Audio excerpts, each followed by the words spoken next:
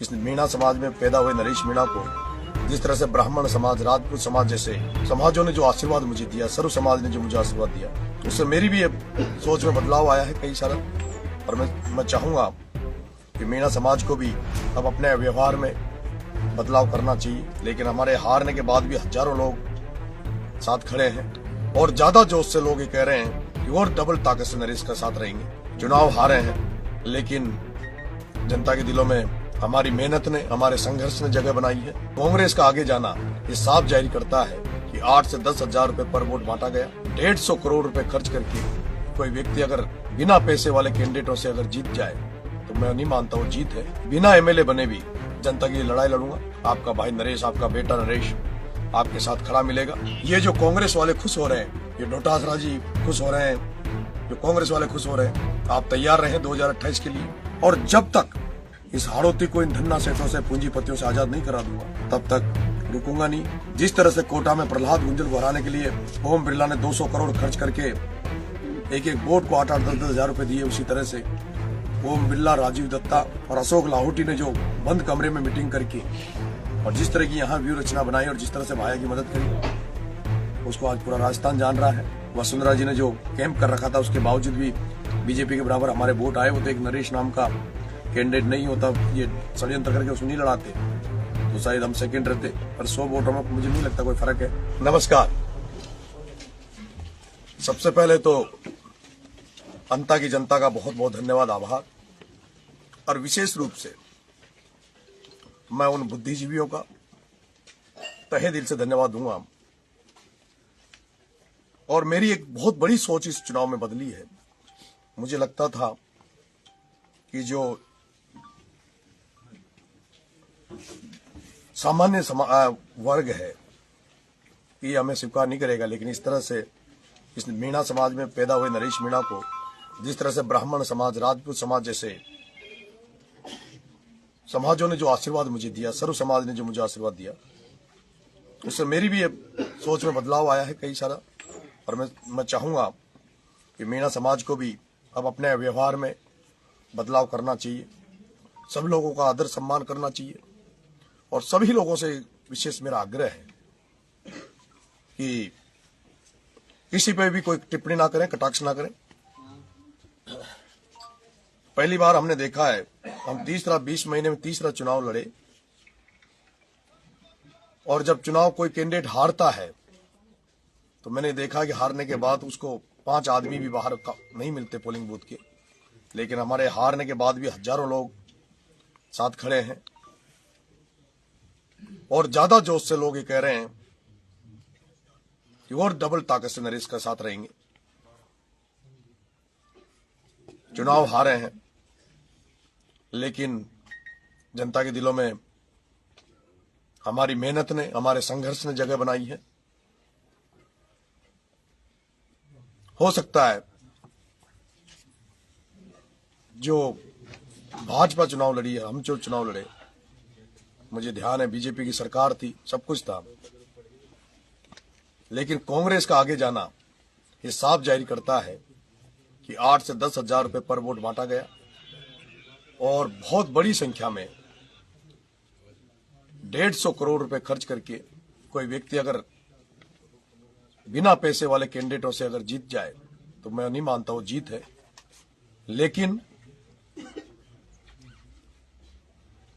बिना एमएलए बने भी जनता की लड़ाई लड़ूंगा। कनाडा गांव में जो मगरमच्छ पड़े हैं तलाई में, उनको निकलाएंगे। फसल बीमा की लड़ाई लड़ेंगे। जो सातली गांव में जहां बहिष्कार किया है, चाहे उन्होंने वोट नहीं डाला, उनकी लड़ाई लड़ूंगा। अब इस हाड़ोती में कोई भी किसान की, कोई भी किसी भी तरह की कहीं दुर्घटना होगी तो आपके भाई नरेश को याद करना। आपका भाई नरेश, आपका बेटा नरेश आपके साथ खड़ा मिलेगा। जिस तरह से पिपलौदी के बच्चों को न्याय दिलाने के लिए खड़ा रहा, अनशन किया, उसी तरह से अंता, छबड़ा, देवली, उनियारा, जहां 3 विधानसभा मुझे प्यार आशीर्वाद दिया, तीनों विधानसभा के लोगों को मैं आश्वस्त कर देना चाहता हूं कि नरेश मीणा आपको एब्सेंस अनुपस्थिति नहीं दिखेगी। जितना दिन रात भागूंगा, दौड़ूंगा, आपके लिए काम करूंगा। मुझे पता है कि जितनी ताकत से जनता हमारे साथ खड़ी है और जिस तरह से जनता का साथ था कि प्रशासन ने भी इस चुनाव में कोऑपरेट किया, और मुझे लगता है कि जो भ्रष्टाचार की लड़ाई हम लड़ेंगे खिलाफ, वो पूरी ताकत से लड़ेंगे। मेरा ये भी आग्रह है कि कल मैंने सोरसल माताजी से पैदल यात्रा आरंभ की थी, लेकिन सबका अभी मानना है कि अभी कुछ दिन रुककर, क्योंकि मुझे 16 तारीख को जगत गुरु शंकराचार्य जी ने भी मुझे समय दे रखा है।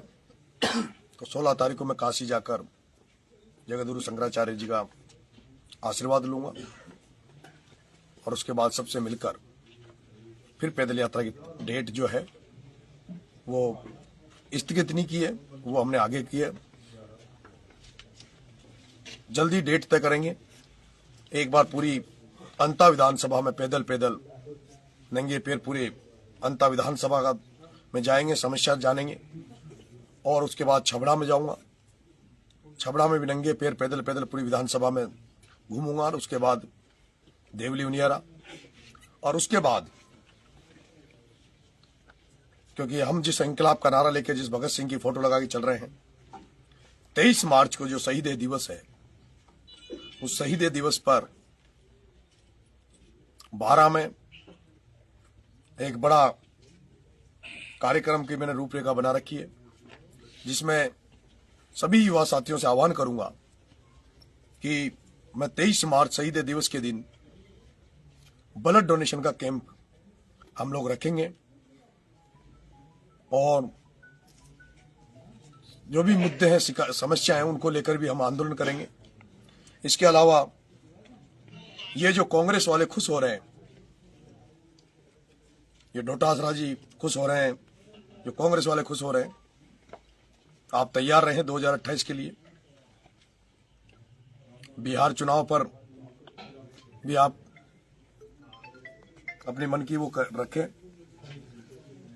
2028 का चुनाव अब हनुमान बेनीवाल, राजेंद्र जी गुडा, अरविंद जी केजरीवाल साहब, अखिलेश जी यादव साहब, HDPI, तो तमाम लोग जो भ्रष्टाचार के खिलाफ आम जनता की लड़ाई लड़ते हैं, इनसे मैं मिलने जाऊंगा। अखिलेश जी यादव साहब से मिलूंगा, अरविंद जी केजरीवाल साहब से मिलूंगा, और जब तक इस हाड़ौती को इन धन्ना सेठों से, पूंजीपतियों से आजाद नहीं करा दूंगा,